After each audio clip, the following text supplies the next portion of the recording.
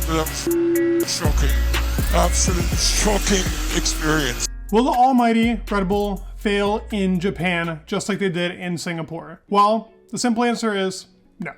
They will not fail, but what other team can get close to them? Is this a race that Red Bull will actually have some trouble in? Well, they kind of will, and I'm gonna go over the 4 big teams that can actually kind of pose a threat. Well, threat in quotation marks, because the Red Bull car might be ahead here by 20 seconds and Max Verstappen will be riding off in the sunset by the time the other cars pass the finish line, because honestly, this is where Red Bull excels.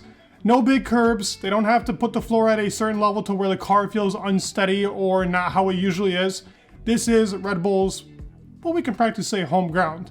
They got the Honda engine, they got that extreme chassis with that aerodynamic setup that just makes the car so damn good. So with that being said, let's talk about Mercedes, Ferrari, Aston Martin, and McLaren, going in the order of how much these teams pose a threat to the insanely fast Red Bull. First team to talk about is the Aston Martin, the Green Boys, with Lance Stroll and Fernando Alonso. Practically a one-man team. Well, I think they're going to pose a huge threat here in Japan. I'm joking. The car is not going to be great here. And honestly, the biggest reason being why nothing really suits this car, and the upgrades have been continuously going down and down and down. Let's talk about why this car has been really failing to get to where it is. It was the car that we thought was going to pose the biggest threat to Red Bull in the beginning of the season. How does it go from a car that Fernando says is a lovely car to drive to a car that is undrivable? Well, there are a couple things that we can discuss. First of all, the front wing flexing.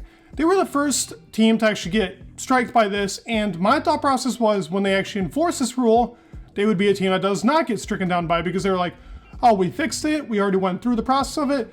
Well, not really. It seems like that front wing was flexing again, and they brought no new front wing actually to the Singapore Grand Prix other than some revisions on it to actually make it flex a little less. Now, this doesn't bring huge performance to the car, but it does sway the balance if the front wing isn't performing to what they actually had it optimal to. Meaning the airflow isn't hitting the underfloor as efficiently and the car isn't working to the balance that it's set to, or really the floor height that it's set to. Kind of the same issue that Red Bull was lacking in Singapore. Now here in Japan, these are long corners. You gotta keep it for a very long period of time.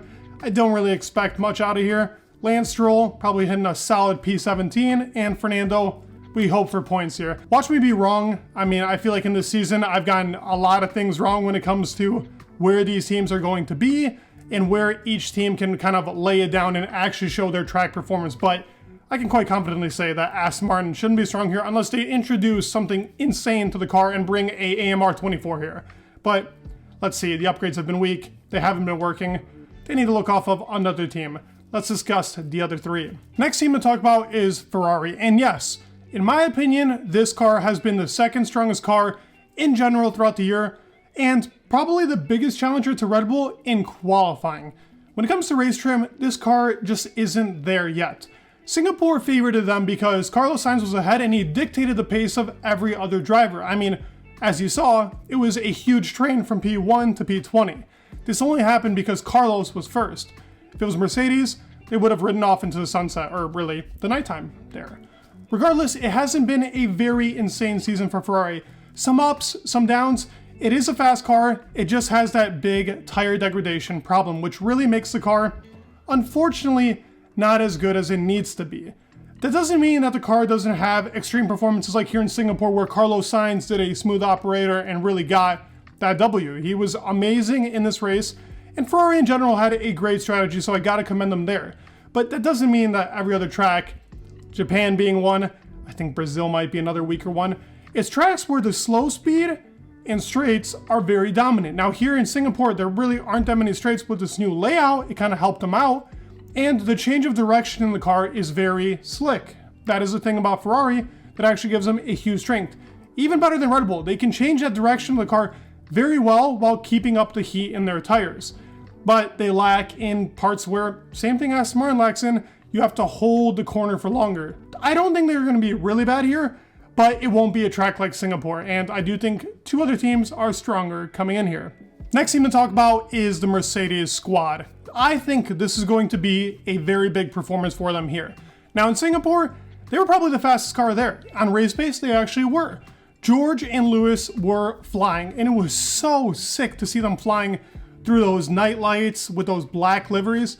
Oh man, when this car is fast, like in 2020 or 2021, it is such a slick looking livery under like these types of lights, but also while it's just flying. That was Formula One to me, seeing those cars go that fast under those city lights, hitting that real limit on the brakes and throttle. Oh, it was beautiful. But Japan will be a different story. It's nothing like Singapore. It's a lot of medium speed to high speed. It's got some slow speed, but the car can lay down. It likes going on tracks that are smooth, and Japan is very smooth. Not a lot of bumps. You do take some curbs, but the Mercedes car at its ride height should be a pretty strong car here, as they were pretty strong in Barcelona. I expect them to be actually very strong here as well. Lewis can put in a godly performance. They're good last year, but they had a little too much downforce for the rain, not letting them overtake, and Ocon actually had the better position on Lewis, and that kind of screwed him. George made a lot of places up with some very slick overtakes last year, and that kind of was favorable for the W13. A track like this should have favored him a lot more now this year. Hopefully the car has still kept that high speed consistency, but you never really know with this W14. It's kind of up and down, so I do have them sitting here, and let's talk about the last team that I think can actually very much challenge the Red Bull in a very, very strong way. They have a chance here too, though. They could be even stronger. We'll have to find out. The team I think is going to challenge here is McLaren. And yeah, I don't got any merch for McLaren just yet. I have some stuff on the way, don't worry. I gotta incorporate it a little bit more in my videos. But I got on orange. I don't got the papaya. Maybe this looks like papaya, but whatever. McLaren will be the strongest team here. I genuinely believe this is the one team in the year. And I'm talking about screw Mercedes, screw Ferrari, screw Aston Martin. They're the one team this year that has really brought out the best out of their upgrades. Merc have had a couple of good upgrades. Ferrari, same thing. Aston Martin have they had any good upgrades? Feels like the car's only been going down.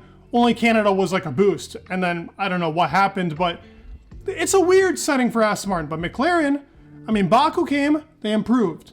Then from Baku, Austria comes, super big improvement. Now, again, in Singapore on a super weak track, again, an improvement. This is a team to look out for in 2024. Now, they have a big challenge set ahead of them. Even here on this track, they might have a couple of difficulties if the car isn't working like how we used to in high and medium speed. But some way in my mind, I think this car will work. Lando says the car still has some problems, just like the one version before. It's just a better and faster car. So I hope that their pace continues. They do struggle with the whole entire V-shaped turns comparison to U-shaped turns, but Singapore is a lot of U-shaped turns and really 90-degree angles where you can only take the turn in certain ways, and the McLaren was still very fast. He even said he was as fast as Carlos to keep up with them. Their tires are still a little iffy, but I do believe McLaren will be the team here, actually challenging Red Bull, and if things go right, they could get a win here. I'd love to hear your thoughts down below. Please leave a like, subscribe, it'd mean the world, and peace.